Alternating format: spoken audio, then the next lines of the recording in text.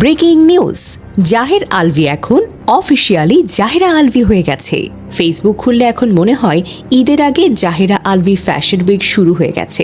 Timeline scroll করছেন, শাড়ি পরা আলভি, চুড়ে হাতে আলভি, কপালে লাল টিপ, ঠোঁটে হালকা লিপস্টিক, জাহেরা আলভি। এমনকি কেউ কেউ তো ব্যাকগ্রাউন্ডে বিয়ের গানটা বসিয়ে দিয়েছে। একটা সময় মানুষ নায়িকা এডিট করত, এখন নায়ককেই নায়িকা বানিয়ে ছাড়ছে। ব্যবসায়িক পেজগুলো সুযোগ বুঝে মাঠে নেমে গিয়েছে, ক্যাপশন দিচ্ছে, এই ঈদে আপনি কি আলভির মতো হতে চান? আমাদের শাড়ি কিনুন। আরেকটা পেজে লিখেছে, যে শাড়ি পরে ভাইরাল আলভি সেই শাড়ি এখন 20% ডিসকাউন্ট। যে আগে দেখা হলো নেপালে নাটকে হিরো ছিল, এখন দেখা হলো লেহেঙ্গায়। ইকরা চলে যাওয়ার পর আলভি ভাই সিদ্ধান্ত নিয়েছে, আর আমি ছেলে মানুষ থাকবো না বাবা, এবার ফুল মেয়েই হয়ে যায়। অনেকে বলছে যে আগে নেপালে শুটিং করতো, এখন নেপালে লেহেঙ্গা লুক নিয়ে ঘুরছে। কি হয়েছে? স্ত্রী আর ভালো লাগে না? আমি স্ত্রী হয়ে যাই। অন্য মেয়েদের দিকে তাকাতো, এখন সবাই তার দিকে তাকিয়ে মরছে। প্রক্রিয়ার অভিযোগ, এখন তো নিজেই প্রক্রিয়া কুইন হয়ে গেছে। কেউ কেউ বলছে ছোট ভাইকে কেটে দিতে, তবে আমি বলি কি, ছোট ভাইকে কাটার দরকার নেই, এআই দিয়ে কেটে দিন, দেখবেন পুরো হিজড়া হিরোইন মোডে আছে। ঈদের শপিংয়ে এই লেহেঙ্গা পরে আলভি আপু নিজে দাঁড়িয়ে বলবে, আয় আয় বোনেরা, এইটা পরলে তোমারও কিন্তু আমার মতো সুন্দর লাগবে। তিথি আপু দেখে জেলাস হয়ে গেছে কিনা। সবচেয়ে মজার বিষয় হলো, যে মানুষ হয়তো নিজেকে নায়ক ভাবছিলেন, তিনি এখন মিম ইন্ডাস্ট্রির সবচাইতে বড় কন্টেন্ট।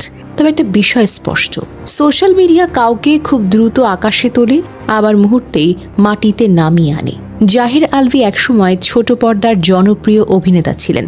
মানুষ তাকে মাথায় তুলে নাচত, তার নাটক দেখে হাসত, কাঁদত, ফ্যানরা তার জীবনকে আদর্শ মনে করত।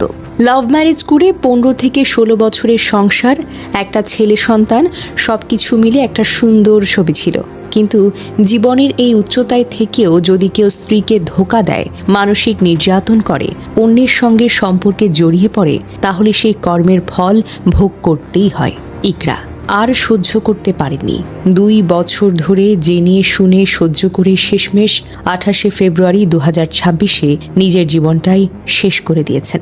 একটা ছেলে তার মাকে হারিয়েছে, একটা পরিবার ভেঙে গিয়েছে। আলভির লাইফ, কান্না, মব, আতঙ্কের কথা, দেশে না ফেরা, এসব দেখে অনেকে বলছে এটা নাটক বা অজুহাত। তার শ্বশুরবাড়ির পরিবার মামলা করেছে, থানায় প্ররোচনা, নির্যাতনের অভিযোগে। আদালত তদন্ত রিপোর্ট চেয়েছে 15 এপ্রিলের মধ্যে।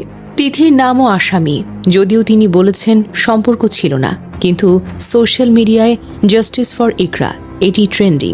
মানববন্ধন, বয়কটের ডাক, পুরো দেশের মানুষ এখন তাকে ঘৃণা ভরে প্রত্যাখ্যান করছে।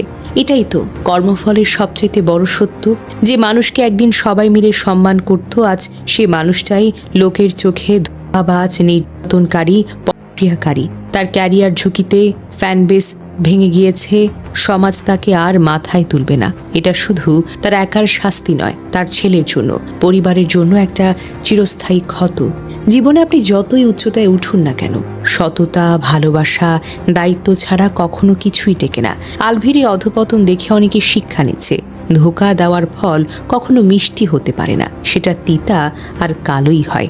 ইকরার আত্মার শান্তি কামনা করি, তার ছেলে রিজিক যেন ভালো থাকে। আর আলভি, তারা এখন শুধু আইনের সামনে দাঁড়ানো আর নিজের কর্মের জন্য জবাবদিহি করাটাই বাকি।